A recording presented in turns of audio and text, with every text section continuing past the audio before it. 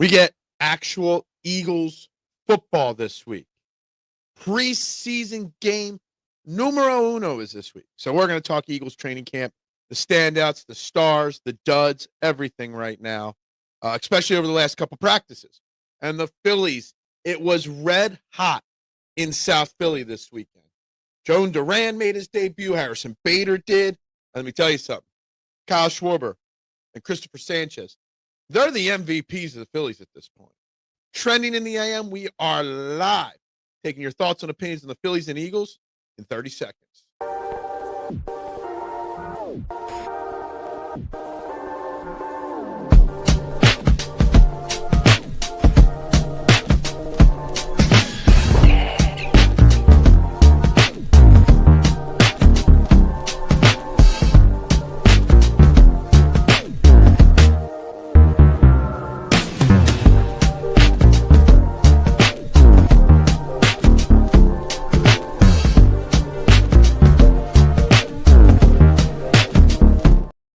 And a very good morning, everybody, and welcome to Trending in the AM. Right here on the STT Sports Network. Please, wherever you are watching, hit that like button. Please hit that share button. And, of course, please subscribe to the STT Sports Network. Starting at 560 this week.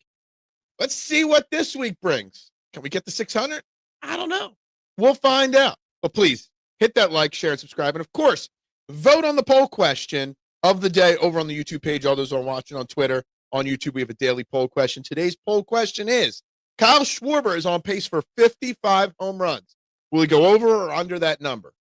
Right now, early voting is dominating with the over.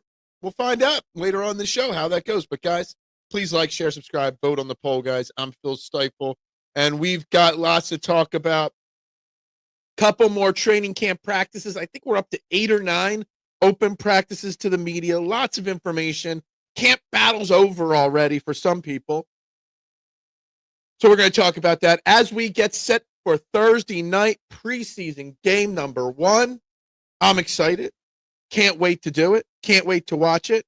Can't wait to see some of these kids and how they perform on the field. So we're going to talk all about Eagles training camp this weekend from the last couple days. And, of course, the Philadelphia Phillies, red hot, 3-game series this weekend against the Detroit Tigers. Mr. Duran and his 105,000-mile-an-hour fastball and his insane entrance debuted at Citizens Bank Park, and it was a doozy. Taking 2 out of 3 at Tigers was a great weekend for the Phillies. But, of course, the big thing that I want to point out, not just Duran, it's the simple fact that Kyle Schwarber and Christopher Sanchez, they're the MVPs of this Philadelphia Phillies team through 110, 111 games so far. So we're going to talk Phillies, everything we saw down at the park this weekend, Jhoan Duran and that entrance, everything, all on the table. So we get right to the comments, as we always do. Nooms with the first comment of the day. It's not unreasonable to expect Hamels-level success from Sanchez for the rest of the year, given both his movement, velocity, and his deception.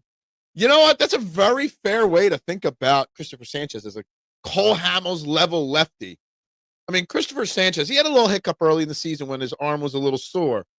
But that dude, I said it last week or 2 weeks ago, the best value in Philadelphia sports on his super minuscule, all the bad things that Dave Dombrowski's done, locking up Christopher Sanchez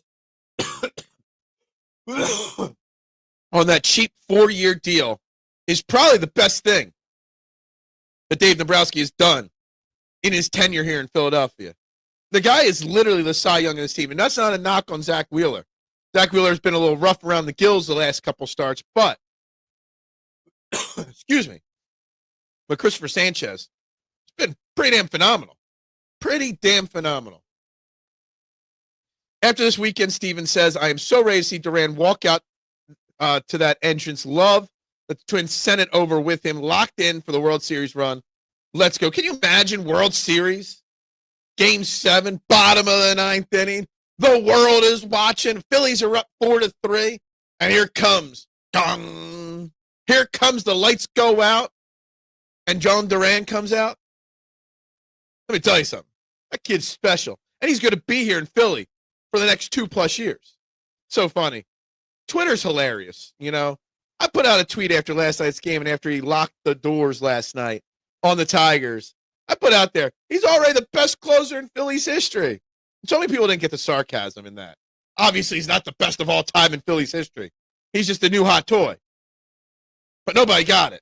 But, dude, the kid's special, and he's going to be here for a little while. So I'm really excited to see what the season holds for him. Good morning, Rick. How you doing? Hope you had a fantastic weekend. Very happy morning to you as well, Chet. Ain't it great? It's great to have a bona fide closer again. When was the last time, Chet, that we really, truly had a ninth inning, like legit, can't miss closer?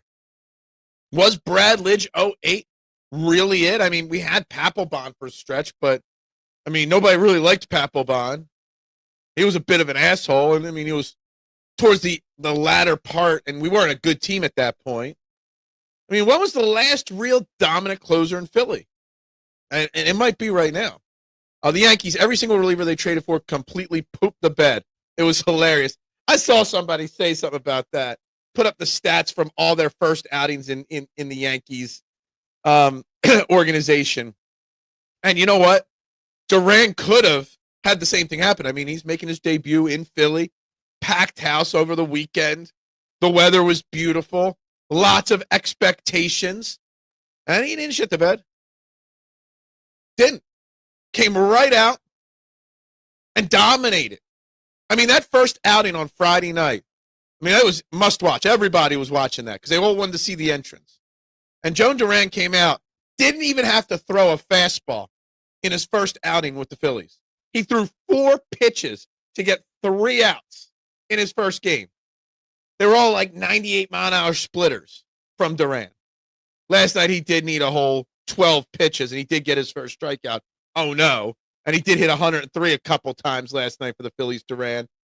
But, man, the electricity when he steps out, when he steps on that mound, it's the first time in a while that I feel confident about the Phillies holding a lead. No longer are we going with Jordan Romano or Strom or Kirkgreen in the ninth, and that's not a knock on some of them. But, man, like my confidence level in the Phillies at the end of a baseball game hasn't been higher in a very long time, and it's because of Jhoan Duran. I was tough on Dombrowski this year, but he did very well at this year's trade deadline. I mean, I'm still confused why Harrison Bader only started 1 of 3 games here in Philadelphia. I'm still confused why Max Kepler we're being told, is given one more shot to kind of figure it out. Like we haven't seen enough. So that's a little confusing. And Harrison Bader is a guy, I know he doesn't have a hit yet, but he's only started 1 game. Got a big walk in his first at-bat in Friday's game. We know how bad Kepler is. So I'm not putting that totally on Dombrowski, but it's on Dombrowski that Kepler is still on this team and that Weston Wilson is still starting on this team. I mean, what do you think Bader is thinking, Rick? He gets traded to the Phillies. He's in playoff contention like that. And he's sitting the pine for the first 2 or 3 games. A guy that's got a mutual option for next year. How's he going to feel about wanting to be here when he's clearly one of the best players in the outfield now on this team and still can't get regular at-bats? That, to me, still boggles the mind. But bringing in Duran and getting Duran at the cheap price, Rick, that he did, when you look at what the Padres gave up and what the Yankees and Mets gave up for closers, can you imagine that all Dombrowski gave up was Tate and Abel? Like it's a great move. It's probably the first time I've said outside of Christopher Sanchez, damn, good job, Dombrowski. Anthony Dominguez's first year was dominance. That's true. Sometimes I kind of saw his name pop up somewhere when he got traded in the middle of a doubleheader. I kind of forgot about Sir Anthony Dominguez. Forgot he was even in baseball. Getting him up to him was a garbage show. Given what happened with Alvarado, I may have tried to get him back. Yeah, I totally forgot about Dominguez till he got traded at the deadline there. So if our 9 votes in, we're really neck and neck, 5-4 over under on Kyle Schwarber's home run total when the year is out. Good morning, Rick or Duck. How you doing? Good to see you this morning. Bader will make it so they have to play him regularly. Yeah, look. He will play regularly. The theory is They're waiting until, what is it, August 15th or August 10th to call up Justin Crawford. And then you're going to have a Crawford, Bader, Castellanos, Marsh platoon between the four of them. I get it. They're trying to save some money on the Crawford time and stuff like that. I get it. It's still stupid. It's stupid that he's got to prove that he has to play regularly when Max Kepler started twice this weekend. It's stupid that he's got to prove anything when you're starting Weston Wilson this weekend. They're two guys that don't deserve. I literally would rather them call Rick Bierman up to be on a roster spot than those two guys. It doesn't make sense to me. It smells of some behind-the-scenes drama that they're doing back there. Everything I have read about Bader needs to play regularly to keep his bat warm. Absolutely. Definitely strikes me as that. His first at-bat didn't swing at any bad pitches. Took a nice walk there. Yeah, we lost, Purist. I don't know how. Don't know how I lost. I ran a video this weekend promoting my fundraiser for Eagles Autism. And as soon as that video, I lost a subscriber. I'm like, what the hell? Trying to raise money, and I'm losing subscribers. It is what it is. So this week, we march on up, Purist. We try to go up, up, up, and away. I hope they don't try to get him to elevate his swing like they did to Kingery. I don't think they'll be messing. I don't think at his age they'll be messing with that swing at all. At all, Nooms. So, well, at least hopefully. But, yeah, like it doesn't make sense that he's not out there every game. You're quite the Little League player. I was not, Rick. I wanted to be a third baseman in Major League Baseball so bad. I was not a good baseball player when I was a kid. You know, I remember we're old enough to have played when there was cuts, actually. My first year trying out for Little League, I got cut. I couldn't hit a beach ball. I could catch. I could throw. I could not hit. At all. I still remember my first tryout for my first Little League team. We all got 30 swings in the batting cage. I swung and missed 30 times. They cut me after the first day. I was like, oh, my God, how do you get cut on the first day? It broke my heart as a young 10, 11-year-old so much. But that's what it is. But anyway, so it was an exciting weekend for the Phillies. Frustrating at times with how they handled Bader, etc. But it was still an exciting time because Duran, Schwarber, Sanchez, the core of the team, even Bryce Harper had a pretty solid weekend. It is looking up for the Phillies during this stretch run. Taking 2 out of 3 doesn't make up for, man, I can't get clear today. Losing 2 out of 3 to the White Sox. But when you're taking 2 out of 3 to the Tigers, I don't care how bad they've been lately. That's a successful weekend for the Phillies. Thank you. I appreciate that. For anybody that doesn't know, we were running a fundraiser here on the STT Sports Network, raising money for Eagles Autism Foundation. Okay? I've got this football autograph by Cooper Dejean and Darius Slay. I've got this picture of A.J. Brown that's framed and signed. And don't tell anybody. I may have a signed piece of Brandon Graham merchandise getting at it to this raffle prize, okay? Or this fundraiser. What we're doing, we're selling raffle tickets, $5 a piece. No limit. Some of you have already bought them. I'm tracking them. The goal for me is to raise at least $1,000. How you purchase the raffle tickets, you Venmo me at Phil Stiefel. All the money I get will go directly to Eagles Autism. And on September 4th, before the Eagles kick the season off against the Dallas Cowboys, I will raffle these 2 prizes and the third prize that's on its way. So make sure you guys check it out. There's a video describing it in better detail. But yes, make sure you purchase the raffle tickets. $5 per raffle ticket. And there's my Venmo up on the screen one more time. If you need to see it, write it down. Been tracking it. We've sold over $300 in raffle tickets this weekend already. So get those raffles purchased. Get those raffles purchased. That's right. I'm sorry. My greasy hands touching your football. I apologize. I'm going to start wearing white gloves, Duck, when I touch your football. So, yeah. But everybody, make sure you do that. It's a great cause. It's some great merchandise that is available. Really excited to do this and get some great merch in your hands and raise some great money for a good charity there. But anyway, back to sports talk. I'm going to probably mention it 2 or 3 times every show, so we'll mention it again later in the show. Please, guys, like, share, subscribe, vote on the poll question. We're obviously talking the big weekend down in South Philadelphia with the Phillies, but we're also talking the Eagles, okay, and another weekend of training camp as we get set for the first preseason game on Thursday night, which we will be live right here on the STT Sports Network for the entirety of the first game of the season. We will do a live stream here. We'll talk. We'll drink some beers or whatever you're in the mood for, and we'll watch some preseason football and talk about the backups. Big thing that came out of yesterday's practice is that the one of the camp battles is officially done.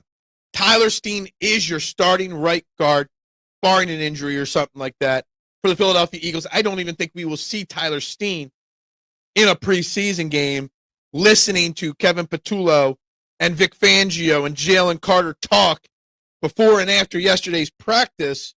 Tyler Steen is your starting right guard. Kenyon Green, per the coaches, is getting all his reps now at left guard too. So they moved on. There's no Kenyon Green, none of the rookies.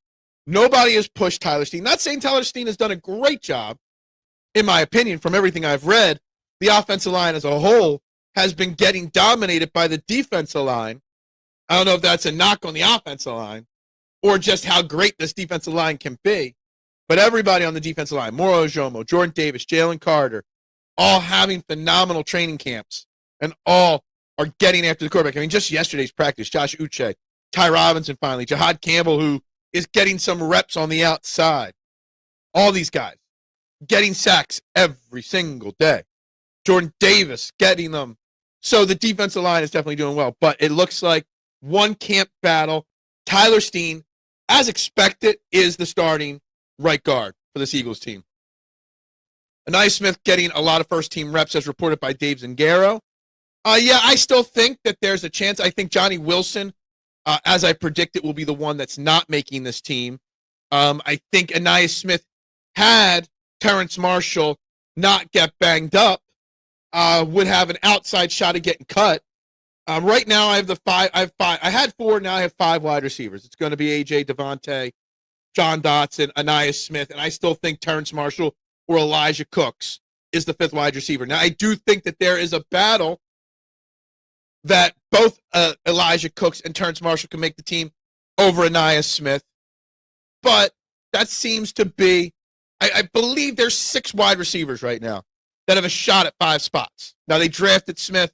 He's the younger guy. He can punt return and do things like that. So he's got that slight edge. And with A.J. Brown having a hamstring issue now, he got hurt in Friday's practice with a hamstring issue, came out, and then did not practice yesterday at all. I expect him to be extremely cautious.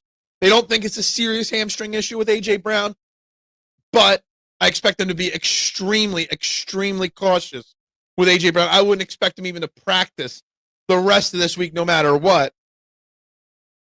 That's going to give Anais Smith, Terrence Marshall, Elijah Cooks, all a lot of opportunities to prove that they deserve a spot on this roster. So we're going to get a battle. Now, I know he's getting the reps, but as Duck says, he hasn't looked good. Smith and Wilson have honestly had a lot of drops reported, a lot of missteps on 11-11, 7-on-7s, and even the 1-on-1s. So we'll see what happens.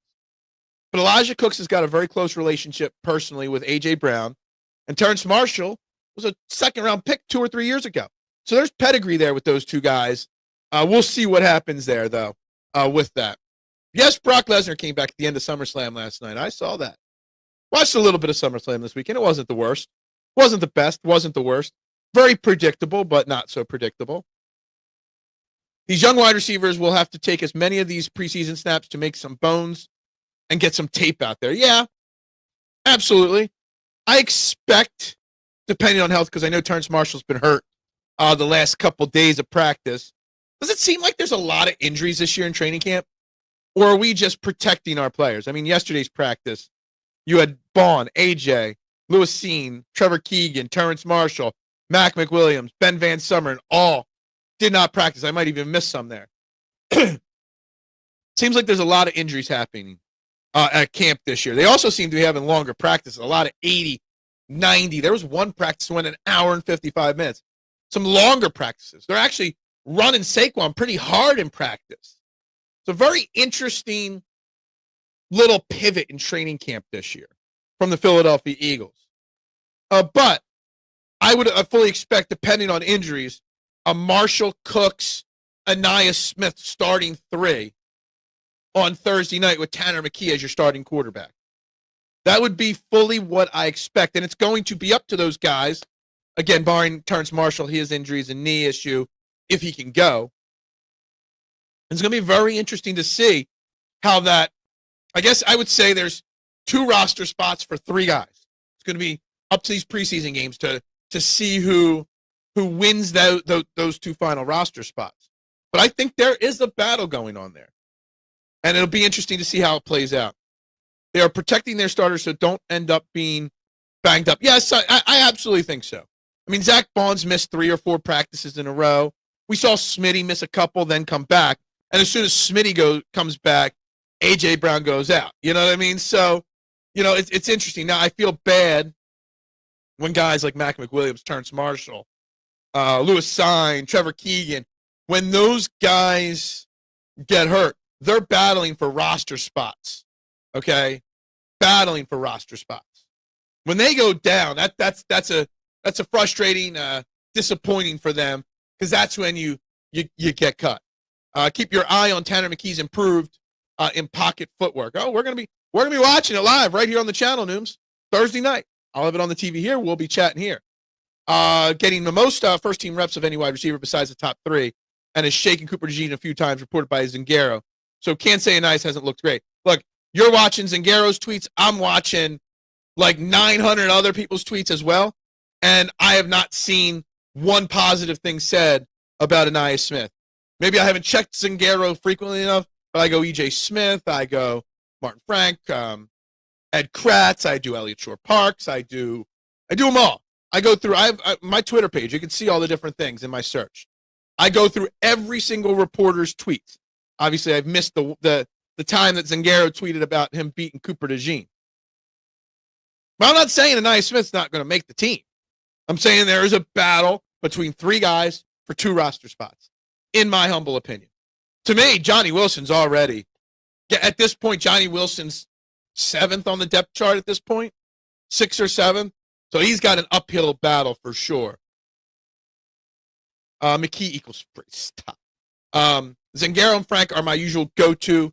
Yeah, I mean, Martin Frank's been on this show a dozen times over the years, so love Martin Frank always. Very generous and very kind. If I text him even just a question about camp, he'll respond always. Zingaro's good. I don't have anything against Zingaro. I just, I checked literally 7-8 guys. Oh, you're talking Reuben Frank, not Martin Frank. Reuben Frank is good too, and I check his tweets, as well.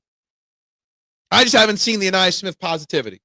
At least, especially considering he's getting these first-team reps because first, Devontae missed 3 or 4 practices. Now AJ's going to miss a week plus of practice. So he's getting the opportunities. And he's getting these opportunities, Rick, because he is a draft pick last year. He's only in his 2nd year. He's cheap. Howie always wants to give his draft picks every opportunity to succeed. It is what it is. I'm not saying anything negative about him. I'm just saying I'm seeing a lot more Terrence Marshall, a lot more Elijah Cooks, tiptoe touchdown catch kind of tweets than I am anything about Ainias Smith. Now, I'm glad I'm seeing Ainias Smith, not the other 2 in punt return talks. So, if Ainias Smith can win the punt return job, he gets on the roster that way. You also have to take into account Avery Williams is going to most likely get a roster spot as a kick returner, and that counts as a running back or a wide receiver, in theory. So Ainias Smith maybe beating out an Avery Williams is his best chance to make this roster. Terrence Marshall just got banged up 2 practices ago. He got hurt in Friday's practice. But before that, or maybe Friday was the first one he missed, and he got banged up in Thursday's practice. So, Terrence Marshall's missed the last 2 practices, and that's not good. I mean, Terrence Marshall needs to play and needs to still earn that roster spot. But up to him getting hurt 2 practices ago, he was literally probably one of the standouts outside of the top 2 in practice. Because I haven't even read that much good about Jahan Dotson. There's people that saying Jahan Dotson, is having a struggle this year in training camp. That Darius Cooper kid looks good in his reps at a nice Smith. He also has kick return experience. I've seen 1 or 2 people tweet out about Darius Cooper as well, Duck, for sure. And that's always good to see. Darius Cooper would fall more into that Paul Turner syndrome. He really doesn't have a chance at making the roster. But maybe he can, be a practice squad kid for this team. Darius Cooper's definitely in that, going to get a lot of playing time with Kyle McCord and Dorian Thompson-Robinson over the next couple preseason games. So that's a good thing. So we got a new battle with the wide receiver position, and we got one battle complete with right guard. There's 2 other battles going on in training camp. What's going on? I see myself still over here, but my screen's frozen up. What's going on? I can see myself, but my camera here is not working. What is going on here? Does this work still? Yeah, that works. All right. What is going on? Ah! Anyway, as long as you guys can still hear me, and as long as I can still put comments up, then we're good here. I don't know what's going on with my screen. I might have to reset my screen here. May have to reset my screen here. You guys might have to give me a second here to figure something out. Not sure what's going on with my StreamYard right now.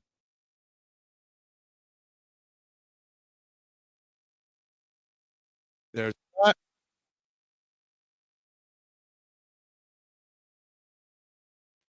There we go. Yeah. It was on, audio was good on your end, guys, but on my screen, it was my screen had frozen up. I don't know what was going on. I'm here. There's always I've got so many issues with Wi-Fi lately in this house. Not sure what's going to be on or going on there with that. But oh well. Got to be reason Smith is getting more first team reps than anybody because he's the rookie, or not the rookie. He's the draft pick versus the other guys. The other guys were cut by other teams and nobody wanted them. Okay, so he is the front runner still. Okay. It doesn't mean he's a lock to make the team. He's the guy that's been here the longest. He's got the reputation with the coaches and the quarterbacks. The other guys have more work to do. No doubt about it. There's enough room on the driftwood. What? Anyway. But there are other battles still going on. Obviously, cornerback 2 opposite of Quinion Mitchell. We are now through 8 reported practices from the media practices. 5 starts for Adoree Jackson, 3 for Kelee Ringo. Does anybody else find it weird that Vic Fangio spoke about Adoree Jackson? How I didn't want him. That was a Howie decision. But still, Adoree's getting more reps than Kelee with the ones. Does anybody find that odd? Anybody find that weird? I find that very weird. So there's that battle going on still. Good morning, Eric. In the house finally. How you doing today? Hope you are well. Be interested to see what Britton Covey brings to the Rams. Shame we couldn't keep him. Britton Covey was cool. It was fun. But Britton Covey he didn't really bring anything to the table, in my opinion. Not really, at least. So that doesn't really do anything for me. I'm not really interested, or I could care less about Britton Covey. Yesterday's Phillies game had a playoff atmosphere. The whole weekend had a playoff atmosphere, Rick. 100% a playoff atmosphere in South Philly. No doubt about it. Good morning, DJ. Mister, how you doing? Hope you're having a great day. Victory also said, Vic Fangio said Adoree got to prove who he is or who he is not. Absolutely. But Kelee Ringo has a lot to prove as well. Both Kelee Ringo and Adoree Jackson have a lot to prove. And neither of them are really what? Neither of them are through the first 2 weeks are really taking that job, taking the bull by the horns. That's why they're both getting reps. One's starting, one's getting subbed in. The Adoree-Keeley battle is one that you might see a situation on Thursday night, Rick, where both Adoree and Keeley have to start in that game on Thursday night to get them some preseason reps and have them both on the field at the same time. Titanic reference from, was that a Titanic? Oh, sorry. Titanic, right over the head, always. Can't wait for Thursday night preseason game. I know they are ready to start hitting someone other than teammates, absolutely. Then next week we get the joint practice and another preseason game. Joint practices are where it's at. I love them. Britton Covey's a good wide receiver 3-4 and will add a lot of teams' kick returner. He's a great punt returner, Britton Covey, but that's about it. I mean, if he's a wide receiver 3 on your team, and you got some wide receiver issues, I don't think he had opportunities to get on the field as a wide receiver. He really didn't do much with it, Duck. I don't think there's anything special there. Did Cooper Dejean make the top 100? Yeah, I think he was like 60th in the top 100 NFL players. So, yeah, he definitely made him. Covey, really solid return. He was last year he was hurt a lot. The year before in 2023, I think he was either first or second in the league in punt return, average yards per punt return. So Britton Covey was a very good punt returner here before he got hurt last year. People are saying Jackson might be this year's Devin White, smokescreen.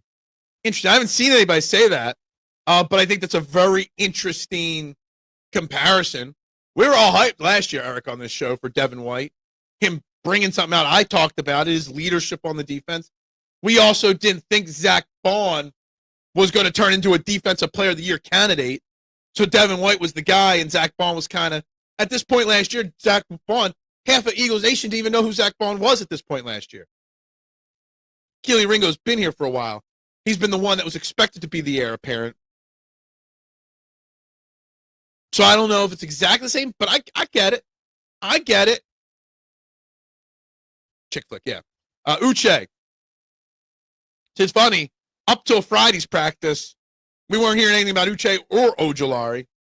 I think I have one time in my notes Ojulari's name written down.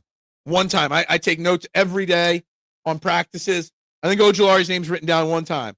Uche was only one time before this weekend, Friday and Sunday, and now Uche's in my notebooks multiple times. So Uche is starting to show something, which is interesting.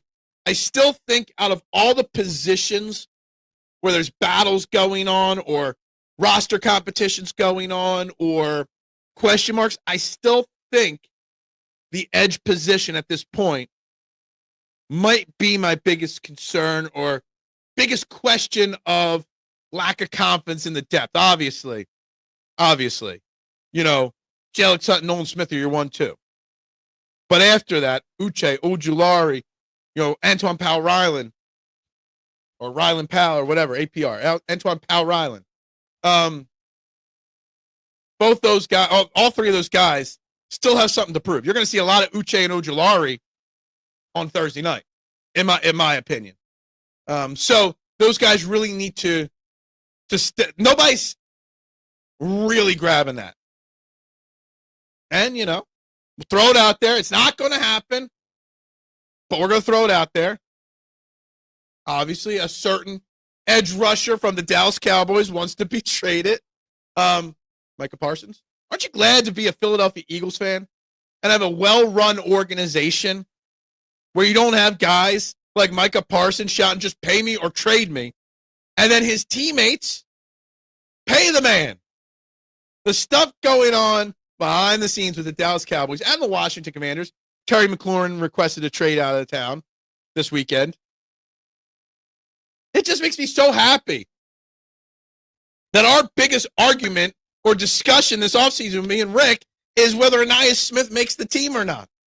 Like, we're in a special spot in Philadelphia Eagles football right now. No drama, no problems. Everything is just fine. And I love it. I love it. I don't want to lose Keely Ringo's special teams coverage skills, even if he wins out. It would weaken that unit. You love him on that. Yeah, Double O. I've seen his name pop up a few times. Late addition to the roster. I've seen his name pop up on a couple tweets here and there. I mean, he's mostly getting third string reps, but yeah. Stafford hasn't practiced at all yet. Not even in walkthrough.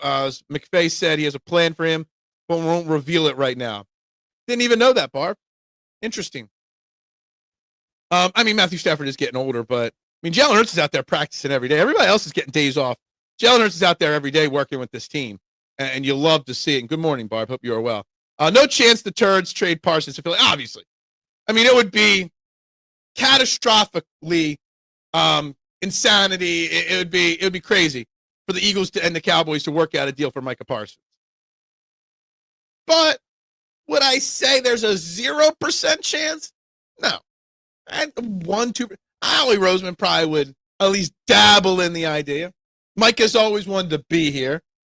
It would make signing some of the other guys a little bit more difficult, but it is what it is. All faith in Howie.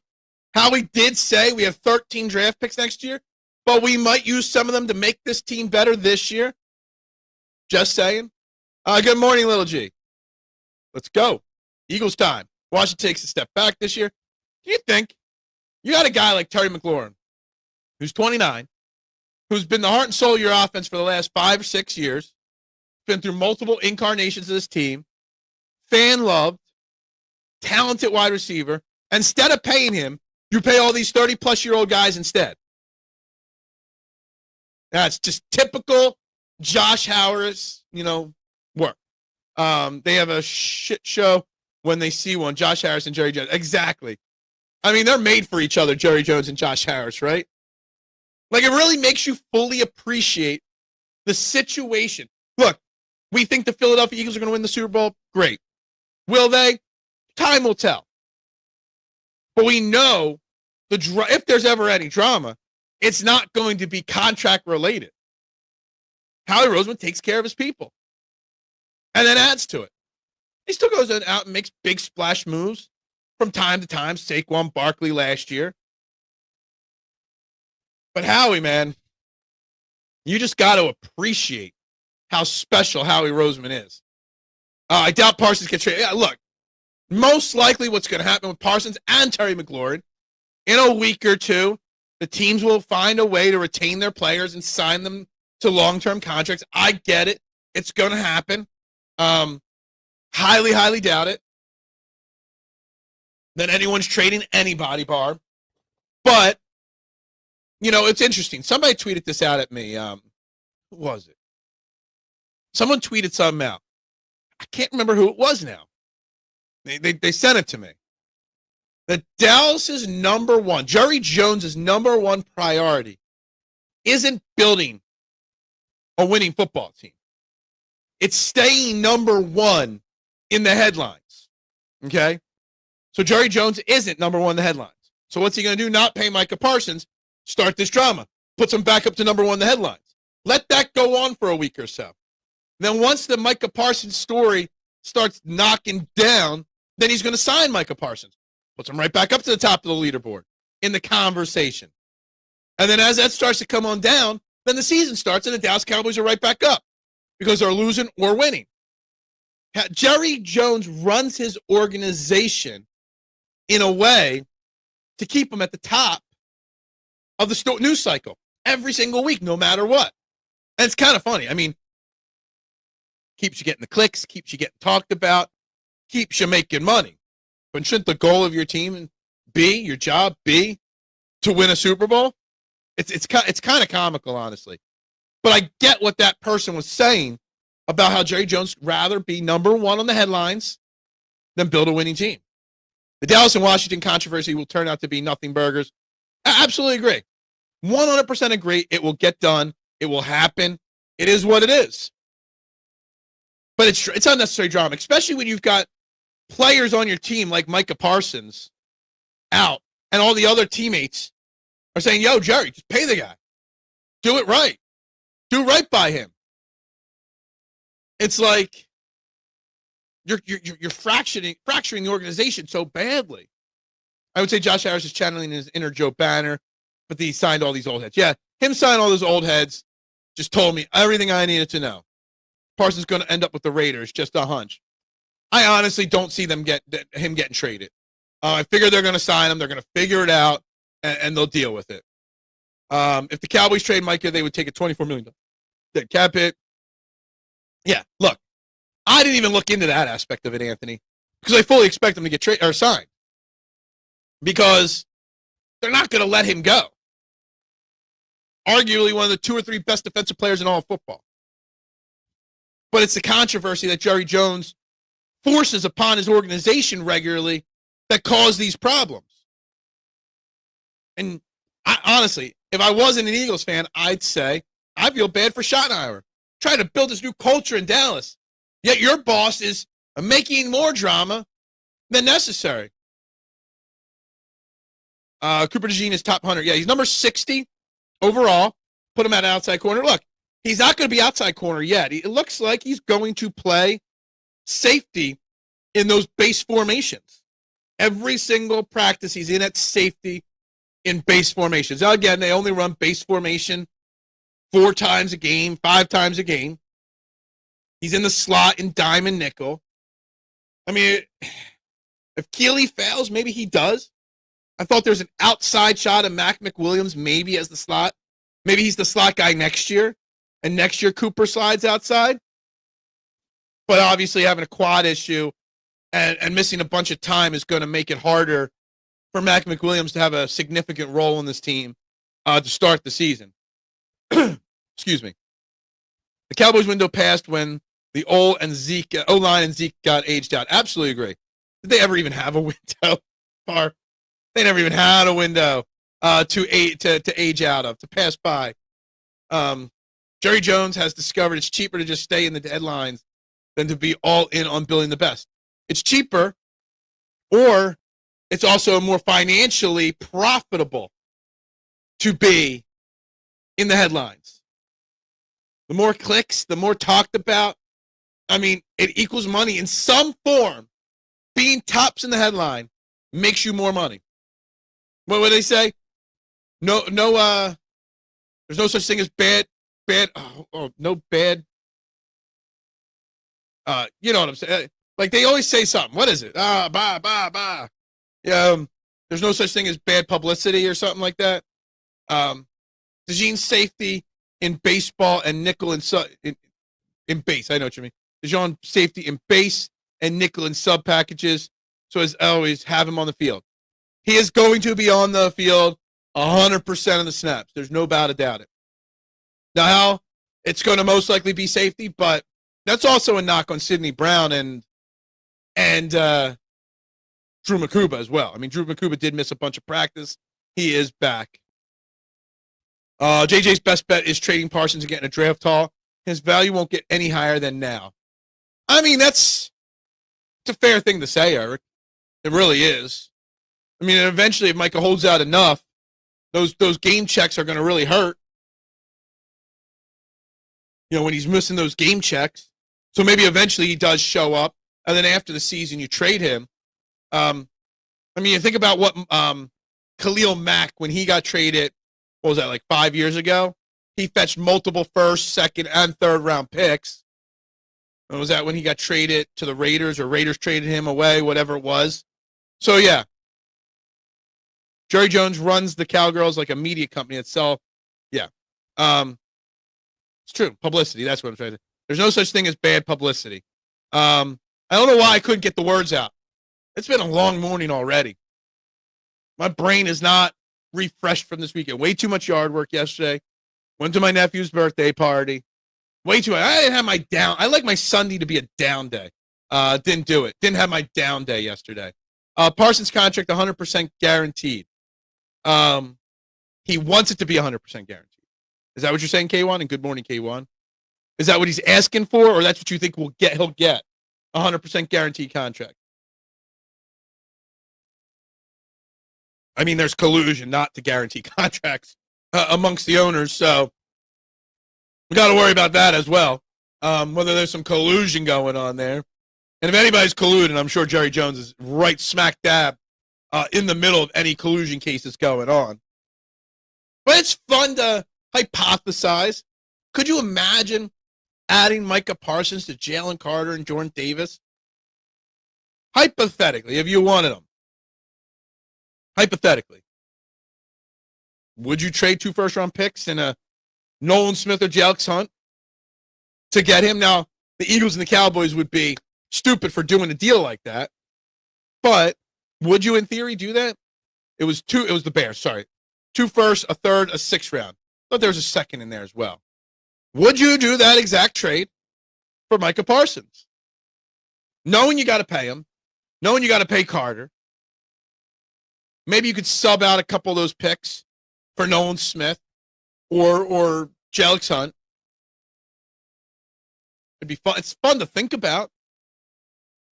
I mean, Micah Parsons is one of the best defensive players in football.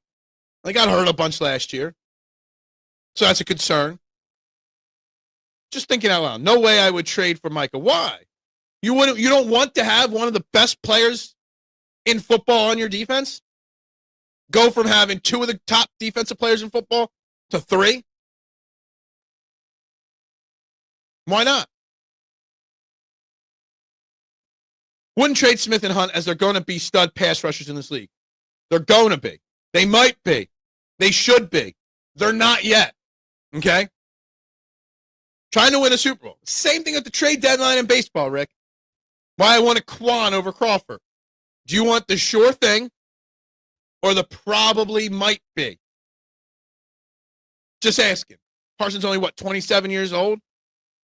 The sure thing versus the we hope so, we think so, but we don't know. Anything can happen. There's a difference there, okay? Big difference. And I'm not saying I would do it either, okay? There's a lot to not like about Micah Parsons. There's a lot to not like about investing all those draft picks and the financials of it. There's a lot to think about with the locker room fit as well. Oh, and there's the next comment. Personality doesn't fit here. There's that aspect as well. But to say you wouldn't trade Smith or Hunt in a deal to get Parsons because they might become studs down the line. I see a lot of people refusing to include Micah Parsons or Nolan Smith and Micah Parsons trade proposals. It's crazy. I love Nolan Smith. I think Nolan Smith's going to be a great player. But we don't know jack shit about what Nolan Smith is going to be. We hypothesize, we theorize, we think, we hope. We're blind, biased fans. We want to win another Super Bowl. I want to go back-to-back. In 2025, the Eagles would be better with Parsons over Nolan Smith. Now, again, I think this is a big part of it. I also don't believe in doing business with your division rivals for big-time players.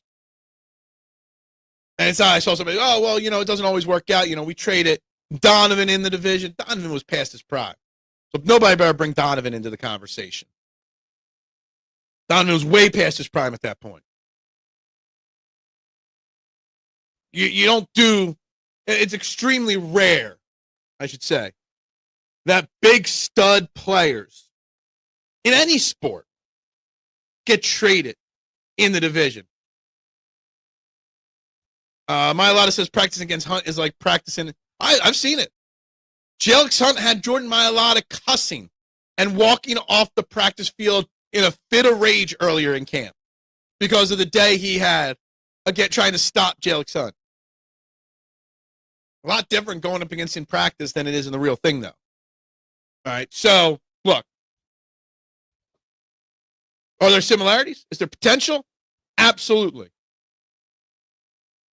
But we're not. Hey, let's backtrack for a second. It's not happening, okay?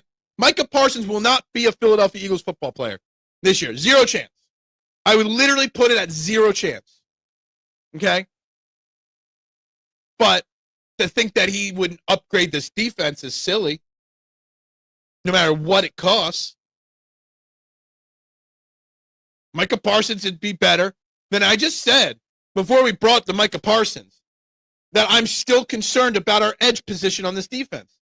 That Ojulari, Uche, Antoine Powell-Ryland behind Hunt and Nolan, just not good enough yet. That's why you're seeing more and more every practice, Jihaad Campbell slide onto the outside. He had his second sack of camp yesterday, okay? He went from a couple day practices ago having 1 outside rep to 2 outside reps to yesterday multiple outside reps. Because they're going to have to try to get creative with that edge position or add to the position. Stephen Jones would throw his body in front of the plane to keep Parsons in Dallas. He's not leaving Dallas. At some point, I'm going to set the over-under, K1, August 21st. He will get his contract extension. It's going to happen. This is all just for fun. We have enough overpaid players in Philly doing podcasts and Paul George. Don't need to add a Parsons. It wasn't Parsons. Didn't he have Darius Slay on his podcast all the time last year? I kind of forgot about podcast Parsons. We have podcast Paul. We don't need podcast Parsons, right? In this city either. But Jerry is just crazy enough to do it. To trade to Philly? I mean, if anybody's crazy enough to do it, yeah. Jerry Jones literally has no clue. But it goes back to that conversation I had on Twitter this past week that all Jerry Jones cares about is being number one in the headlines. And because of the Micah Parsons, he's number one. Hell, I wouldn't be shocked if it came out that Micah Parsons is just doing this because Jerry Jones told him to do it. Hey, stir some drama. It's too quiet in Dallas Cowboys land. Hey, go say you want to be cut. You don't need to practice anyway. Go say you want to be traded. That'll bump us up. And we'll sign the contract on the 21st of August to re-bump us up in the headlines. Like, would that shock anybody if that was part of the conversation? Well, let's just stir up some drama. Let's go. We need drama. It's kind of crazy when you think about it like that. If that's even remotely possible, to be happening. But it's not the most insane thing. At least with Washington, they're concerned about Terry's age, even though they just paid Deebo Samuel, who's older. But Micah Parsons is, the second, third best edge rusher in football? I guess. Trey Hendrickson, Watt, him. They're your three best edge rushers in football. It is what it is. Anyway, guys, you're watching Trend in the AM right here on the STT Sports Network. If you haven't yet, please hit that like button. I'd appreciate it. Please share this video out. And, of course, subscribe to the STT Sports Network YouTube page. And, of course, vote on the poll. Kyle Schwarber, 55 home runs. Over or under? We're at 50% on the over, 42% on the under. So please vote. Appreciate that. No new subscribers yet today. We're at 16 likes on this video so far. So please hit that like button. Please share, subscribe. Best bet is for the 76ers just put Embiid and George on permanent IR and totally forget about them and focus. Yeah, well, Rick, why would you bring the Sixers in this? Because somebody tweeted out that they think that he might not play Joel this year. Look, let's put the Sixers on the back burner as far away as you can on this show for as long as possible. Till October rolls around, the Sixers aren't part of the conversation. Ben Van Sumeren keeps getting concussions. I heard the rookie Campbell rocked his bell. I got Ben Van Sumeren listed not as a concussion on my injured list here. Missed it. It's an ankle issue. But yes, Jihaad Campbell did knock that boy down. We got really hyped about Ben Van Sumeren, the fullback. He's getting a lot of reps when he wasn't hurt at fullback. But Ben Van Sumeren, does Ben Van Sumeren have a chance of not making this team? I don't know. I think they're putting a lot of hype into this fullback situation, and I don't know. I don't know if he makes the team or not. I don't even know. I'm looking at their depth chart. Where is he even listed? He's not even listed on their depth chart on ESPN.com. Bro, I know. I did my video, and perfect time for me to do it. I did my video hyping up the fundraiser we're running, K1, and I lost the sub.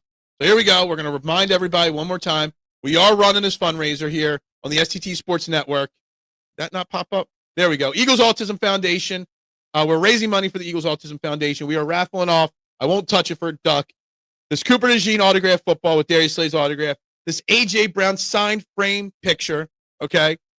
And Little Birdie told me I'm going to receive in the mail a signed piece of Brandon Graham merchandise this week.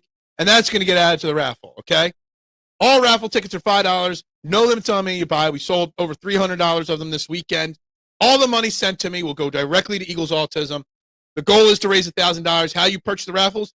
You just Venmo me. However many tickets you want, $5 a piece at Phil Stiefel. I will raffle these prizes off before the Eagles-Cowboys game, 7:30 on September 4th, guys. So, again, Eagles Autism, $5 per raffle ticket. This is where you send them to. Lots of great prizes. Make sure you guys check it out. The video is in the live tab on the page. Blasting Game, is he on our roster still this year? I don't know. I don't want to keep my on my toes. No, I don't want to talk Sixers. The Sixers are so depressing to me, Rick. And I saw a tweet this weekend about somebody's concern that Joel Embiid might never play again. And I didn't even want to comment on it. Like, I just don't even want to think about Joel and Paul George at this point. Like, I want to think, you want me to be more positive and not Negadelphian. But then you bring the Sixers in the conversation, you're going to switch my mind to a negative angle. I've been so positive on this Overreaction Monday. Don't turn me into Mr. Maybe you actually like it when I'm negative, Nancy.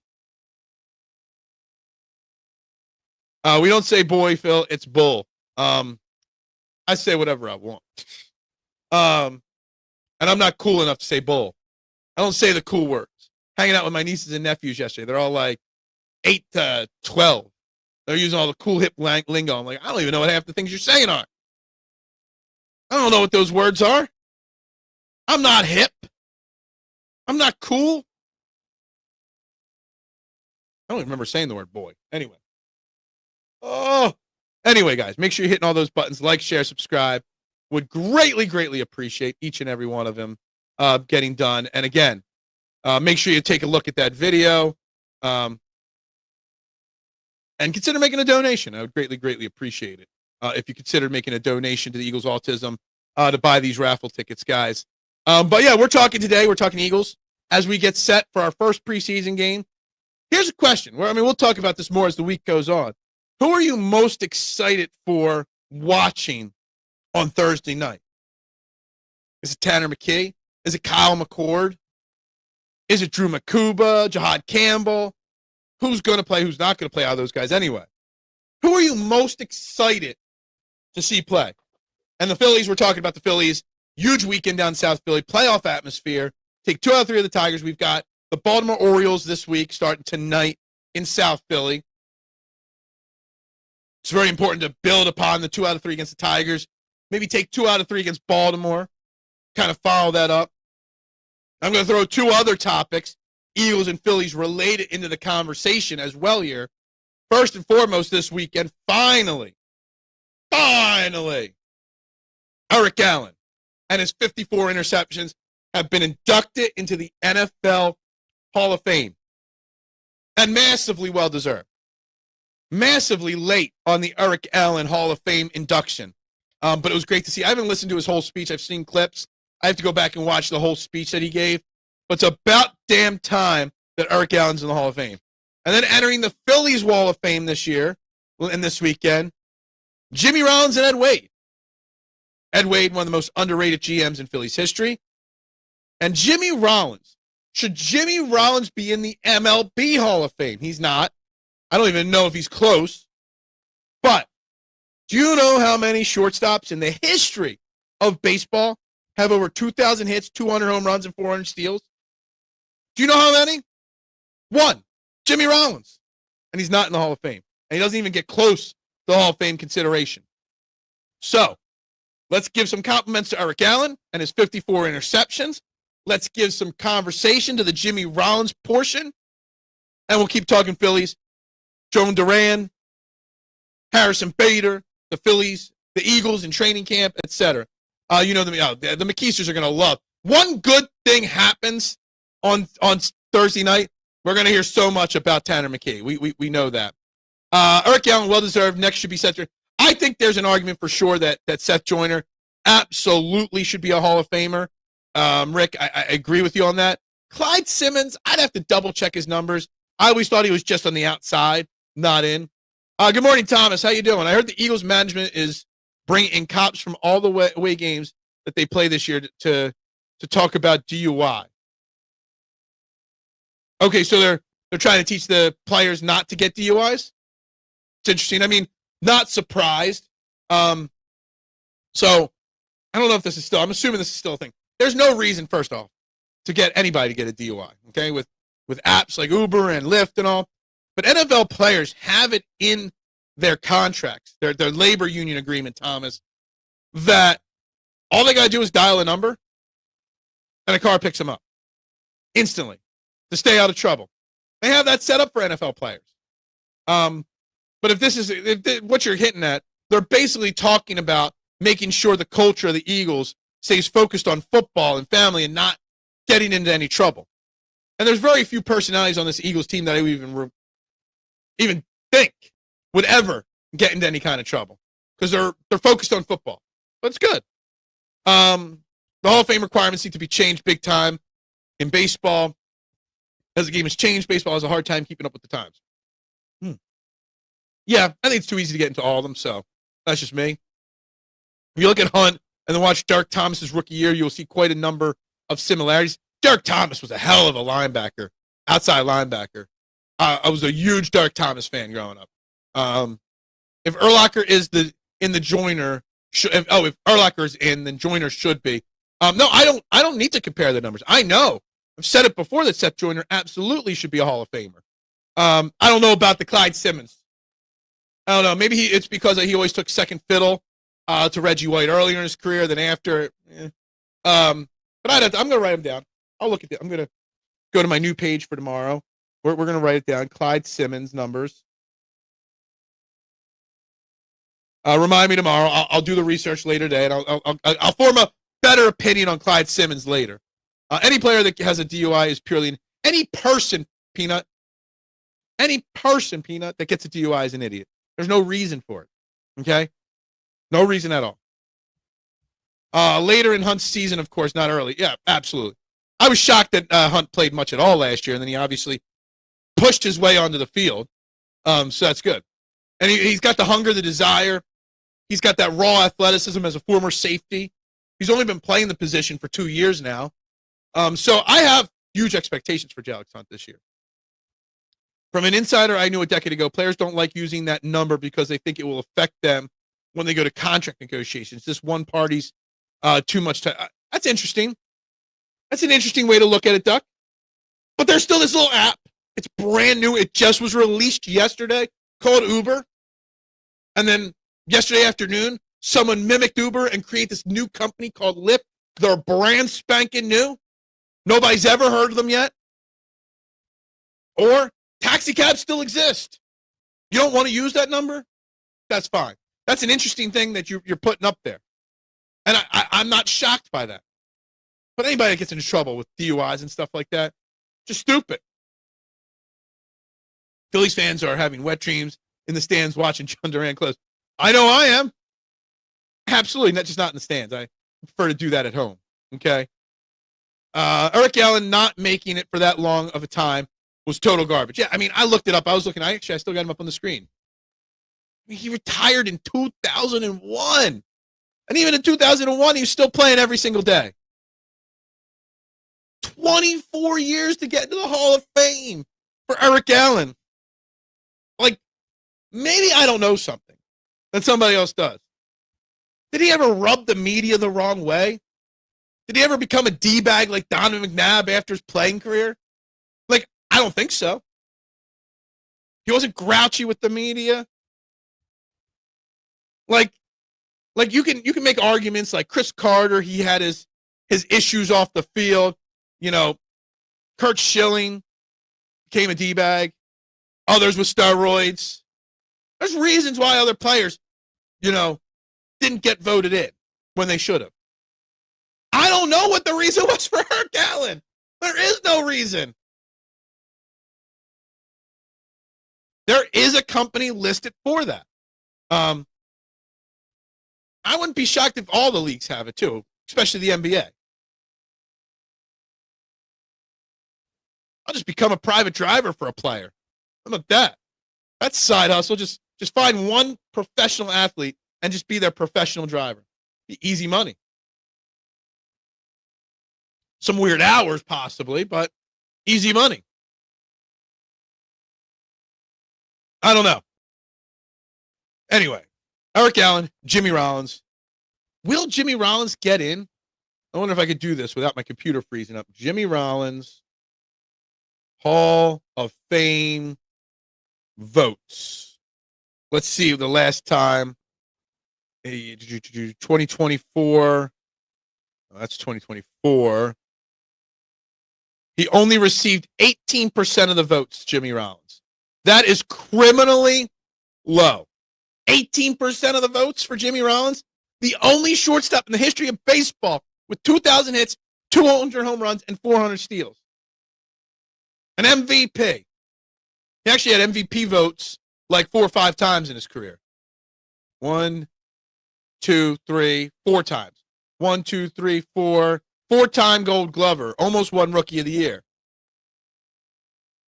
Insane. Insanity. Eric Allen light was deemed because he played one of the greatest defenses. So because he played on a great defense, he got penalized. It might be why Seth Joyner is as well. That's why maybe I don't think Clyde Simmons deserves to get in as well. So maybe there's something to do that. Private pizza chef. I don't want to make pizza anymore. I'm so tired of making pizza.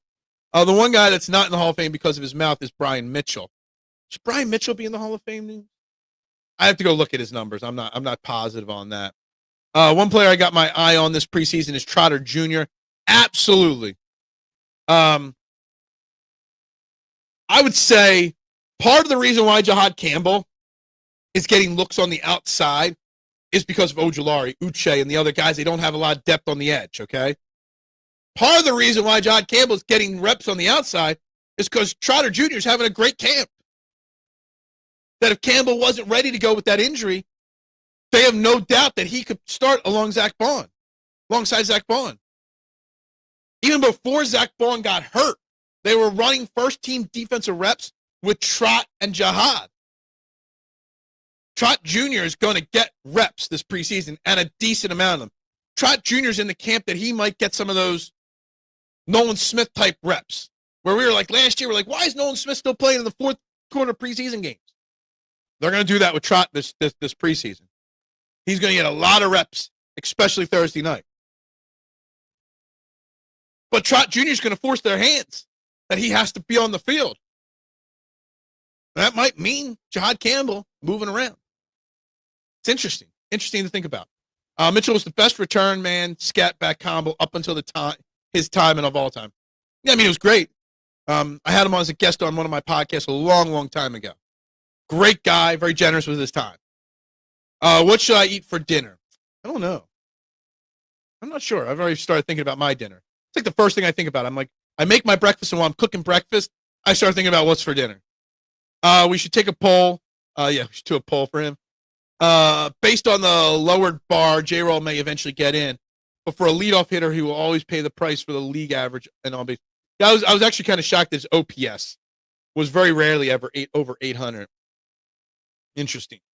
Dean out. Trot's got his chance to take the 2 position. I mean, it's going to be hard because Jihaad Campbell's having a great camp since he's gotten healthy as well. Duck. So you've got 3 viable interior defensive linemen.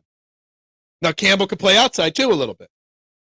Campbell has struggled in covering Saquon Barkley and Will Shipley in training camp. He's made some plays covering Dallas Goedert, but outside of that, you know, there's some working coverage for Jihaad Campbell. And Zach Bond knows how to blitz the quarterback as well. Obviously, that's what he did in New Orleans before coming to Philly. So you got 3 linebackers that can all start. It's going to be Zach Bond, and maybe a rotation at first of the other 2.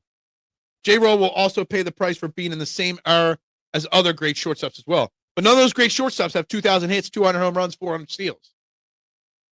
Just saying. One caveat, I have a doctor's appointment in the morning, and he's always fat-shaming me. That sucks. So he's going to do it no matter what.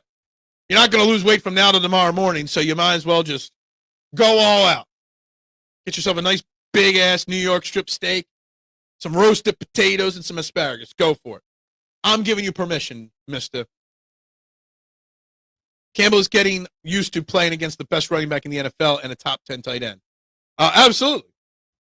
Now, I think it was Friday. Let me see here. Let me go through my notes here. I think it was Friday. Maybe it was yesterday. Let's see. Where do I got Jihaad Campbell's name written down here? Campbell got a sack yesterday. So in yesterday's practice, he had sack and a pass breakup over the middle. I know. I used to have a doctor who used to tell me I was fat all the time, but the dude weighed like 300 pounds. It's like, what's up with that? Like, yeah, I know I'm a little overweight, but man, you're massively overweight. J-Roll also won an MVP of the league. Exactly. And I was shocked at how many times in 2001 he finished 17th MVP. 04 he finished 30th. He finished 10th in 05. 21st MVP in 06. Won it in 07. Led the league in steals. 1, 2, 3, 4. 4 times led the league in triples. Led the league in runs once. Played appearances and at-bats multiple times. Played 162 games. He was an Iron Man type player. Multi-time Gold Glove winner. Utley, Howard, J-Roll, Hamels are all Philly Wall of Fame, but you may have a hard time getting any. Yeah, I agree. I think J-Roll deserves it. I think Ryan Howard's Hall of Fame level play was too small of a window. Utley, I think if he didn't get injured, probably would have gotten in. And Hamels, I had to look at his numbers, but I would say he's really closer than people think of getting in. But probably not. Doc's being a prick. Go have a steak and enjoy. Exactly. BMI's pick scams. You love to just say the Dewey Decimal System, don't you? I'm pretty sure that's why you always bring that up, that you're just interested in saying that. We're coming up to the final 20 minutes. Have you voted on our poll? Kyle Schwarber on pace for 55 home runs. Will we go over or under? We are at 59% of you have voted over, and 41% of you have voted under. That's 22 votes. I guarantee if I refresh my screen here, there's not 22 likes on this video. Let's see. Let's see when I hit this refresh button. I'm afraid to refresh here because it froze up my computer the last time I did that. We are at 17 likes. Oh, we did gain a subscriber. We're up to 561 again. There's always that. There's always that good thing there.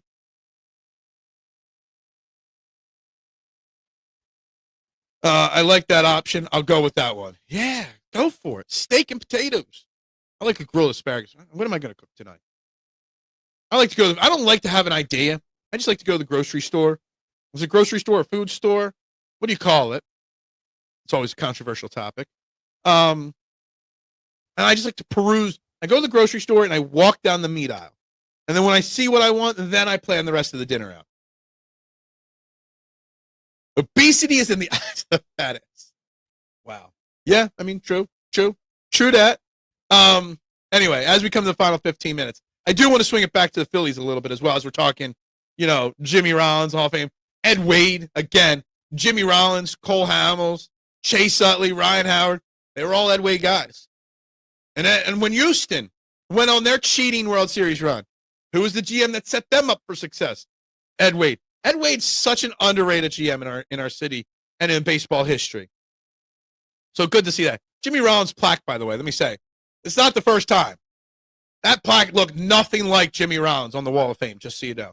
They do so. Whoever they have, hired to do Wall of Fame plaques needs to be fired to the moon. He's terrible. But anyway, Kyle Schwarber and Christopher Sanchez, they're your MVPs, not Bryce Harper and Zach Wheeler. Do we have a Zach Wheeler issue? Zach Wheeler is starting to struggle a little bit. Ever since his complete game like a month ago, his numbers have kind of ballooned a little bit. Starting to give up more home runs. His ERA's up a little bit. I mean, he's still an elite pitcher.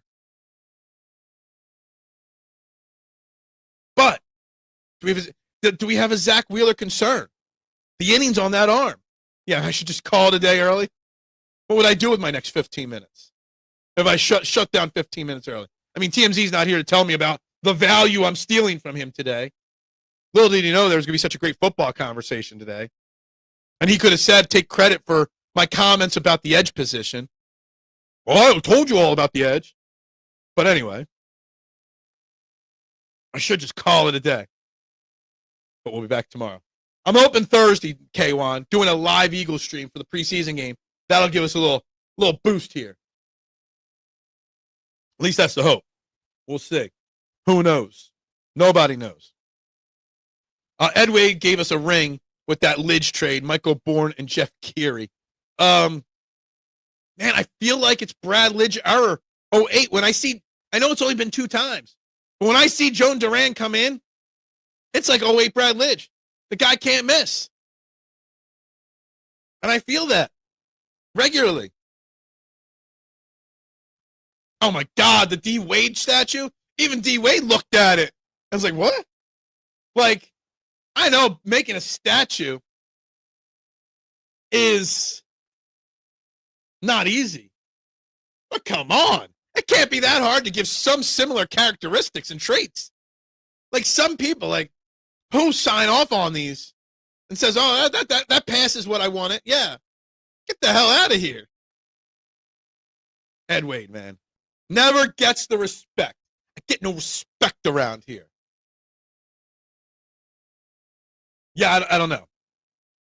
What do we expect the Phillies, though, this week? After taking 2 out of 3 of the Tigers.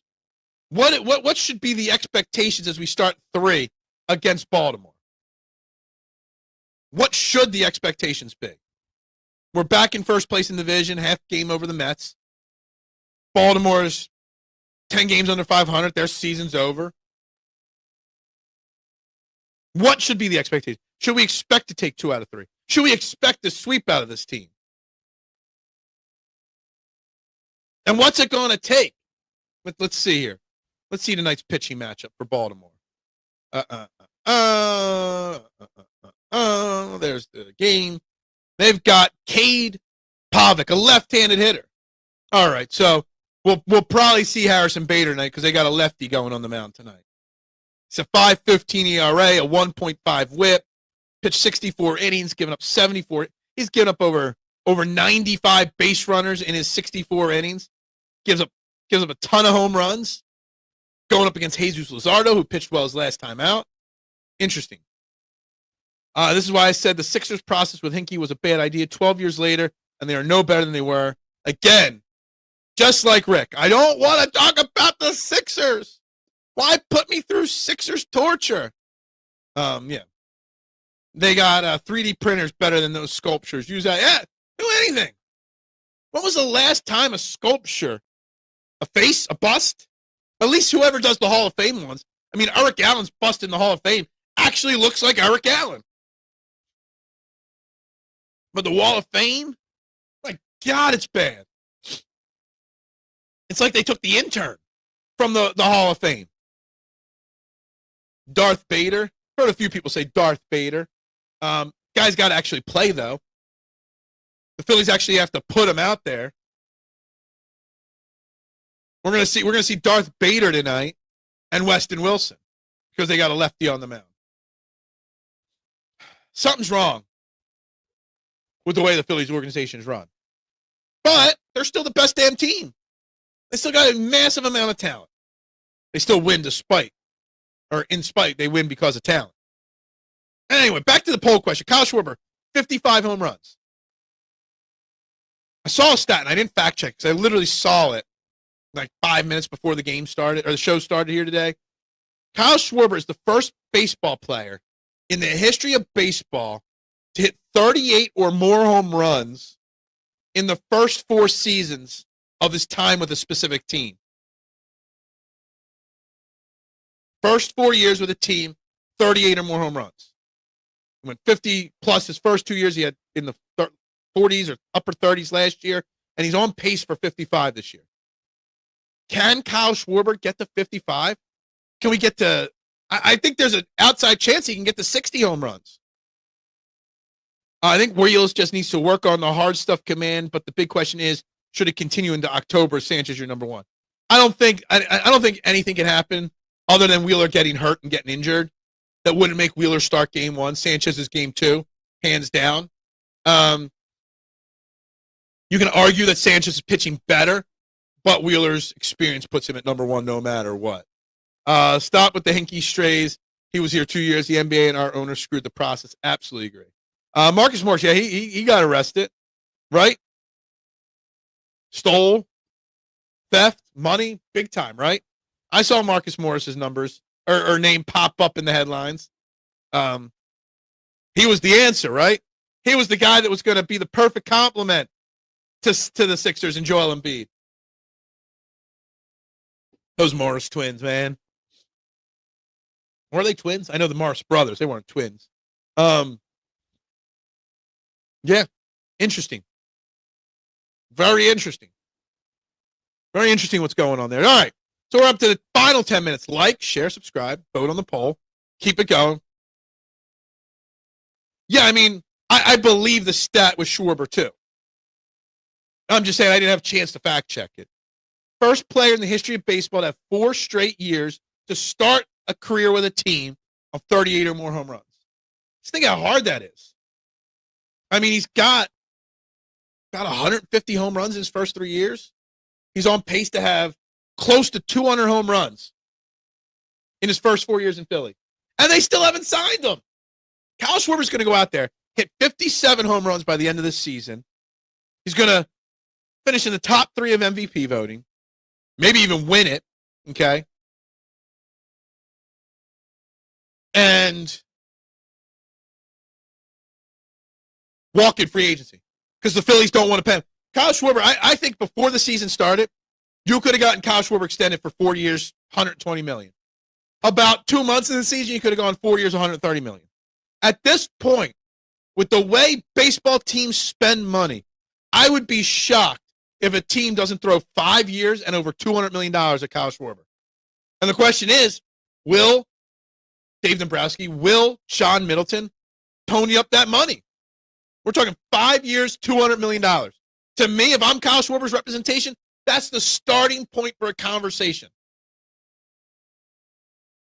Like, yeah. The process didn't work. The bottom line, Hinkie and the Sixers should have known the NBA would block tanking. Look, we don't want to talk Sixers. We don't. There's so much more positivity in Philly sports than that. Even Babe Ruth and Barry Bonds' tenures had a year under 38. Yeah, but even Barry Bonds, like his time with the Giants, he had a down year, but whatever.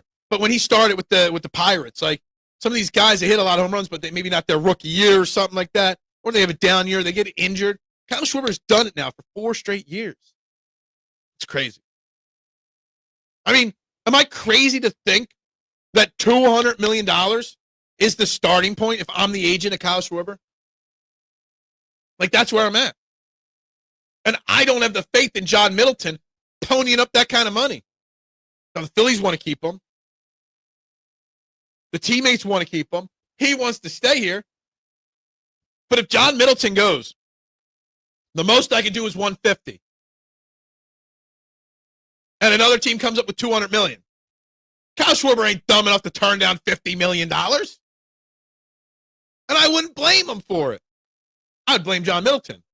I would rather talk Flyers. I don't want to talk either of those two teams. My mind is lock solid into the Phillies, the Eagles, and the FedEx Cup playoffs that start this week with the St. Jude Championship, okay? That is where my mind is right now. Golf, baseball, and football. That's it. That's it. Nothing else. It's all where my mind is. One more month of summertime. That is where my mind is, and that's where my mind will stay for the next month or two. I know Schwarber doesn't play the field, and he shouldn't play it barely. He should play it never, okay? I know that.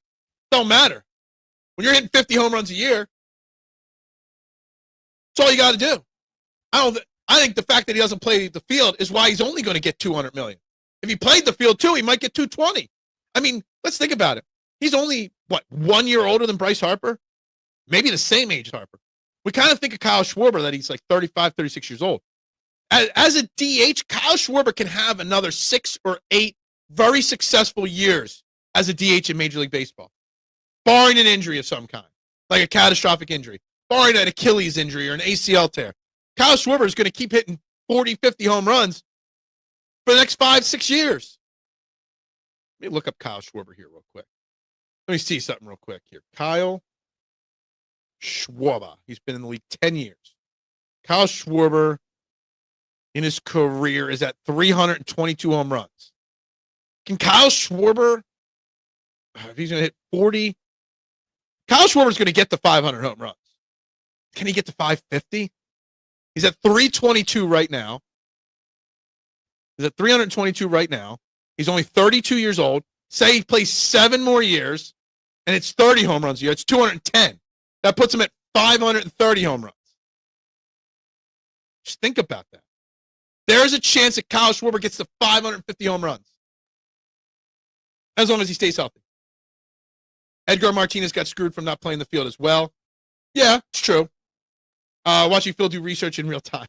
Is that entertaining to you? I'm scared to do research. My computer keeps freezing up when I open up too many tabs. Got to really do a cleanup on my computer, delete some files and whatnot. These computers, they don't make them like they used to. My backup computer here is like 12 years old. It runs better than the new computer. It's only 2 years old. It's just not strong enough to handle all these plugs and all. Anyway, we're coming up to the final 5 minutes. Like, share, subscribe. And I'm going to remind you all one more time, everybody that's watching, one more time, okay, about the great fundraiser we're doing here. Eagles Autism Foundation. We are selling raffle tickets at $5 a piece. All money goes to Eagles Autism. All you got to do is Venmo me at Phil Stiefel, how many tickets you want to buy, okay? And before the Eagles game on September 4th, we're giving away this Eagles football. We're giving away this A.J. Brown photo. And somebody told me that we are also getting a Brandon Graham signed picture that I can raffle off as well, which I'm pretty excited about the Brandon Graham raffle prize too. Pretty special. As soon as that comes in the mail, I'll hang it up or show it off to everybody. But the only way you can win this Eagles merchandise is if you purchase raffle tickets. Okay? All you got to do is purchase the raffle tickets, $5 a piece to my Venmo at Phil Stiefel. Please consider this weekend. It started at 4 o'clock on Friday, and we've already raised over $300. So make sure you get your raffles in. I'll take Schwarber all out of the leadoff and see what happened. Topper takes forever to figure shit out. I mean, he's still in the 2-hole, which is weird.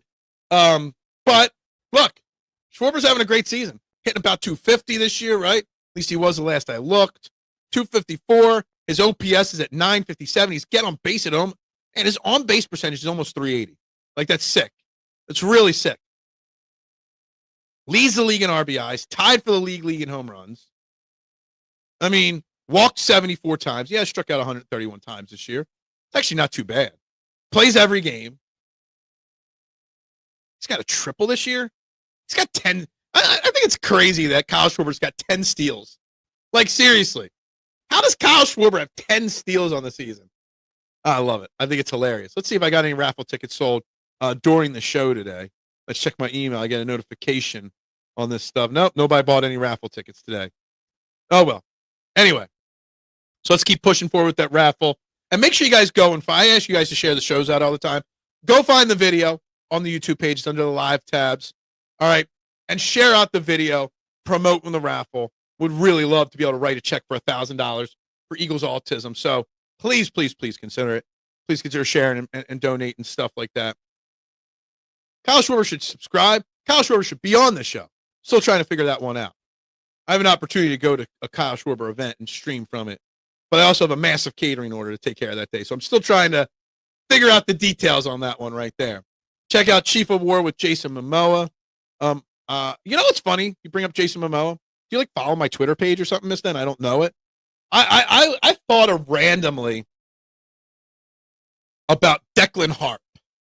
And if you know Jason Momoa early days, you know who Declan Harp is. Frontier, an old Netflix show that he did years and years and years ago. For some random reason, I thought of Frontier. And it's a phenomenal TV show. We're talking 1600s timepiece show. The Indian Trading Company and stuff like that. It's a show.